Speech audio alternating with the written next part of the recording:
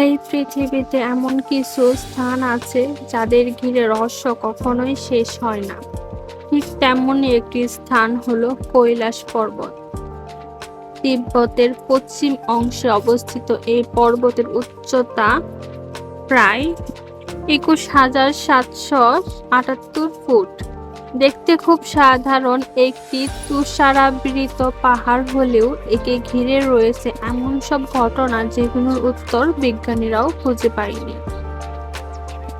হিন্দু ধর্ম অনুযায়ী এই পর্বত ভগবান শিবের আবাসস্থল। বলা হয় এখানেই মহাদেব তপস্যা করেন পার্বতীর সঙ্গে।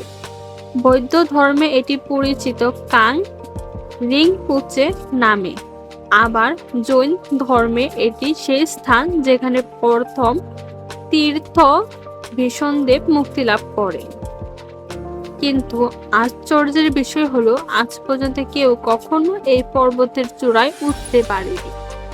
বিভিন্ন দেশের প্রশিক্ষিত পর্বতারোহীরা অনেক চেষ্টা করেছিলেন কিন্তু কেউ সফল হয়নি।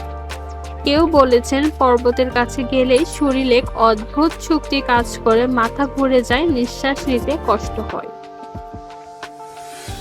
অনেকের মতে এই পর্বতে এক বিশাল শক্তির কেন্দ্র। কেউ বলেন এটি আসলে এক প্রাচীন পিরামিড যা ভিন গ্রহের প্রাণীরা তৈরি করেছে। প্রতি বছর হাজার হাজার তীর্থযাত্রী কৈলাসের চারিদিকে ৫২ কিলোমিটার দীর্ঘ পরিক্রমা করে থাকেন। বিশ্বাস করা হয় এটি করলে পাপমোচন হয়। চীনা সরকারও কখনোই এই পর্বতের উপর ওঠার অনুমতি দেয়নি।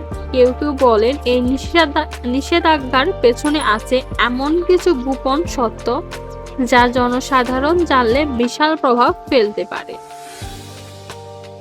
কৈলাস পর্বত শুধু একটি পাহাড় নয়, এক গভীর আধ্যাত্মিক ও মহাজাগরিক শক্তির প্রতীক যা যুগ যুগ ধরে মানব সভ্যতাকে মুগ্ধ করে রেখেছে।